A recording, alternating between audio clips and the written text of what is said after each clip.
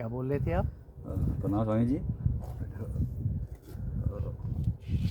जो कहते हैं वही हनुमान जी का जन्म के बारे में कुछ बताते हैं कि इनका जन्म जो है ऐसे भस्मासुर और जब वरदान लिया था इससे शिव जी से, उसके बाद वो उन्होंने इसको कर दिया शिव जी के ऊपर ही करने लगे प्रयोग। तो उसके बाद उन्होंने भगवान विष्णु ही आकर उनकी जान बचाई।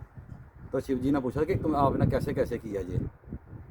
तो उन्होंने आगे आगे बताया कि ऐसे ऐसे आप बैठो, बांदर का रूप धारण करके बैठो, तो फिर मैं दिखाता हूँ। उन्होंने जैसे ही मोहिनी रूप का धारण किया तो भगवान शिव जी को वो दे और मोहिनी रूप देकर वो वीर्य स्खलन हुआ और उसके बाद उन्होंने पवन के रूप से माँ अंजनी के गर्भ तक पहुँचा दिया। कुछ लोग ऐसे कहते हैं, कुछ लोग कहते हैं कि ये भगवान शिव और पार्वती का आपस में युद्ध हुआ, विवाद हुआ, तो उसने वो चले गए, बोलते हैं हम तो बंदरा बन के प्रभु की सेवा करेंगे, तो तुम जहाँ पर परिवार संभालो।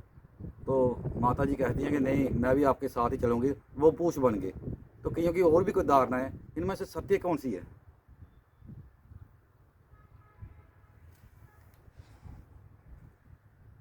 आपको क्या लगता है? मुझे तो यही लगता है कि वो जब भस्मासुर की कहानी जोड़ते हैं तो वो अच्छी वाली सही लगती है मेरे को। हमारे शास्त्र गलत नहीं है। हमारे शास्त्रों में जो लिखा है वो किसने लिखा है इस पे मत जाओ। जब हम शास्त्रों की गंभीरता पे विचार करते हैं, कोई शास्त्रज्ञ, कोई मर्मज्ञ, कोई पंडित, मैं पंडित शब्द इसलिए जोड़ रहा हूँ, पंडित का मतलब ही है जो उस योग को गहराई से जान गया हो, जो योग के अंदर जो रहस्य छुपे हुए हैं उनको वो प्रकट करने की सामर्थ्य रखता हो। इस तन रूपी पिंड के अंदर जो कुछ भी घटा है, घटता है, उसको विज्ञान सम्मत बाहर समझा दे, प्रकट कर दे, करके दिखा दे, मैं उसको पंडित कहता हूँ। ये मेरे गुरुजी की व्याख्या थी आपसे दशकों पहले। उन्होंने एक बात पूछा था, तो बता पंडित कौन होता है? तो हम भी आपके जैसे ही थे, जो भी मर्जी आप बोल रहे थे। और जब उन्होंने ये कहा कि पंडित हो जो तेरे पिंड के अंदर जो कुछ भी घटा है, घटता है, इस घटाकाश के अंदर, इस चित्त के अंदर, या जो भी विज्ञान भरा हुआ है, उसको जो बाहर प्रकट करके दिखा दे, वो पंडित होता है।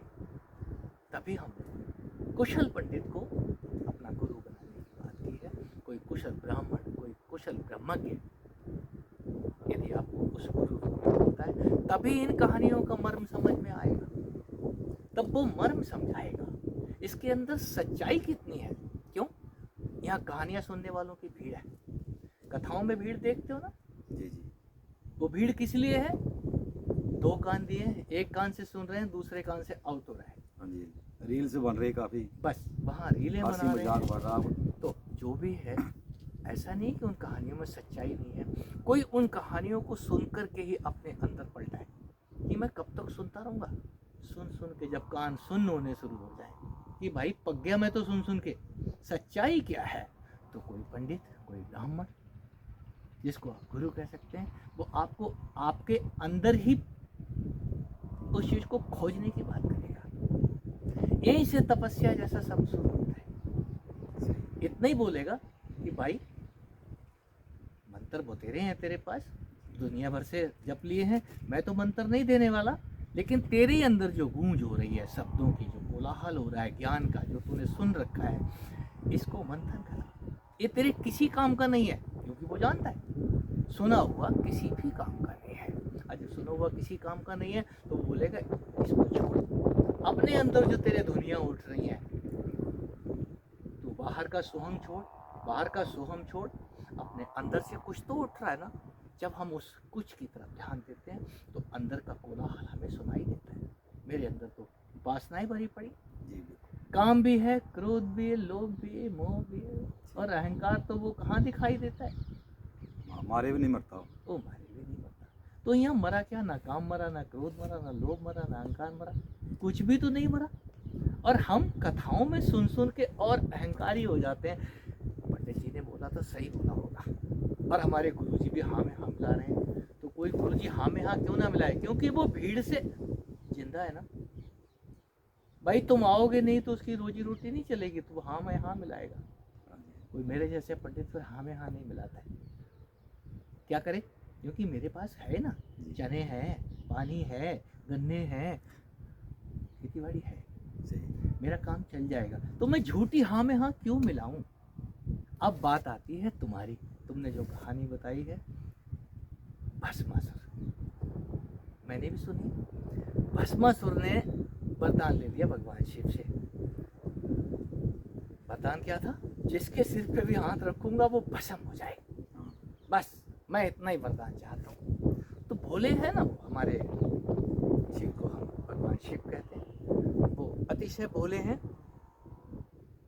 और मैं कहूँ कि भगवान शिव कहीं हैं या नहीं उस पर ना जाओ, आप ही जब किसी पे खुश हो जाते हैं तो कोई कुछ मांगे तो आपके मुंह से ना निकलती है, नहीं निकलेगी, आप सीधे बोल दो तथास्तु। संस्कृत कितनी अच्छी है, ज़्यादा लंबा नहीं बोलना पड़ा, छोटा ही बोल दिया तथास्तु, ऐसा ही होगा बेटा। जी जी। अब वो थोड़ा दिमागदार तो था ही, और राक्षस को हमेशा दिमाग से काम लेता है। उसने सोचा मौका अच्छा है, इस वरदान को टेस्ट करने के लिए बाहर कहाँ जाऊं, शिव के ऊपर ही, इसी के ऊपर हाथ रख के देखता हूँ। अब उसको ये क्या पता कि जिसने वरदान दिया वही भस्म हो जाएगा, ये कोई दिमाग की बात थोड़ी थी, ये राक्षसी दिमाग था ना। और राक्षसी दिमाग नहीं लगाता, वो अपना हित देखता है कि फटाफट मेरा प्रैक्टिकल पूरा हो जाना चाहिए, राइट। तो जो प्रैक्टिकल करने के लिए जैसे ही भगवान शिव पे मेरी गद्दी कायम रहे हाथ उठाता है, तो भगवान शिव भाग नहीं जाते, अपने ही अंदर दौड़ जाते हैं, अपने ही अंदर जाके छुप जाते हैं। और कथा कहती है भगवान शिव अदृश्य हो जाते हैं।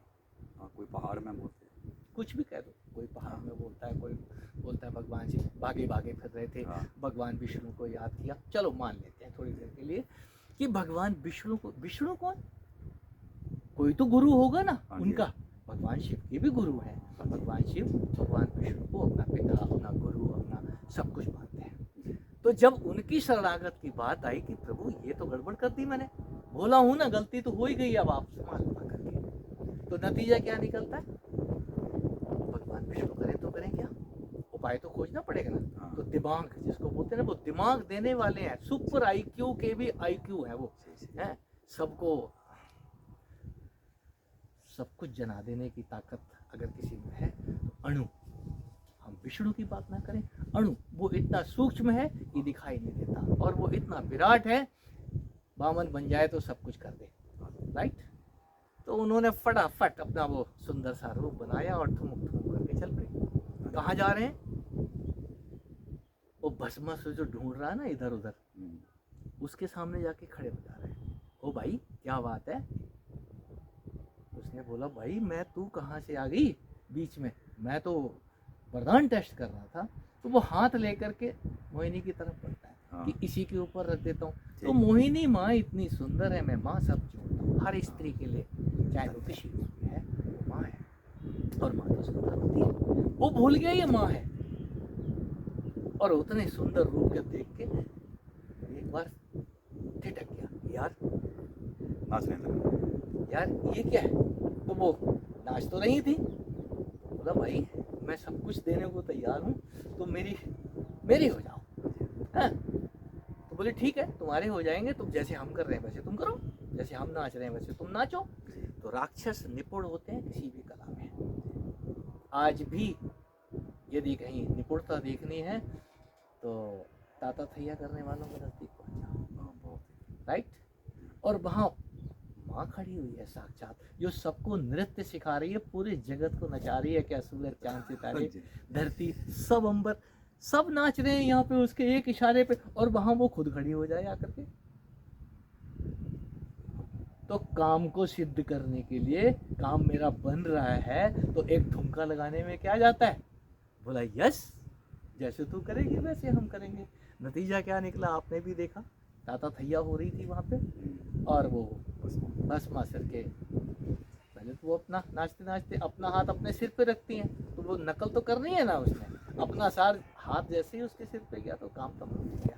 कितना तक तो पहुंच गए। जी अब इस दृश्य को दिखाने के लिए भगवान शिव ने प्रार्थना की थी, मैं देखना नहीं चाहता हूँ। ठीक है, तुम बंदर बन करके पेड़ पे बैठ जाओ। हाँ हाँ वो बंदर बन करके देख रहे हैं और उनकी सुंदरता को देख के अब भगवान जानते हैं। भस्मासुर का क्या हुआ उसकी छोड़ो, तुम्हारी कहानी कहती है भगवान शिव जी का स्खलन हो गया। यही कहना चाह रहे हो? नहीं, प्रभु जानते थे। वो बोलते कि प्रभु जानते थे कि जैसे ये शिव मेरा ऐसे रूप देखेंगे तो ये इधर ही ऐसे हो जाएंगे, इसलिए उन्होंने कहा कि पेड़ पर बैठ जाओ बंदर का रूप धारण करके, फिर मैं आपको दिखाता हूँ। वो जानते थे पहले, उन्होंने पहला। तो ये भी समझ लो, जब वो जानते थे कि ये सब गड़बड़ हो जाएगी, तो जब स्खलन हो गया, हाँ, तो उस स्खलन का कहानी कहती है वो पवन को याद करके। जो भी है, आप उस पे ना जाओ, आप ही वो बंदर हो, ऐसे मान के चलो।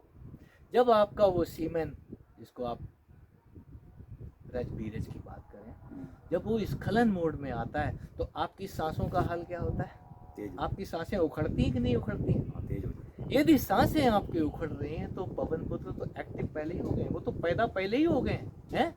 लेकिन शिवजी महाराज पहचान कहाँ पा रहे? अपनी ही पहचान अपने से करने के लिए अपनी सांसों का कोई तारतम्य देखे तो वो ये जितने भी हैं, जहाँ भी तुम जाते हो, तुमने मोहिनी देखते ही तुम्हारी सांसें ऊपर नीचे होनी शुरू हो जाएंगी। ओहो, ये माल तो लाल टपकेगी ना, हाँ जी सही। और उस पर वो मिल जाए, छूने के लिए मिल जाए, फिर तो कहने क्या है। ठीक, जी तो यहाँ अगर निकल गया, कुछ भी तुम्हारा निकल गया, तो तुम्हारा क्या निकल गया? यदि निकल गया है तो उसको उठा देने की ताकत भी उस माँ में है जो मोहिनी बन करके आ रही है। यदि तुमने माँ रूप से देखा तो निकलने का सवाल ही नहीं है। वहां पे वो गर्दन ही पकड़ लेगी तुम्हारी। कहाँ से?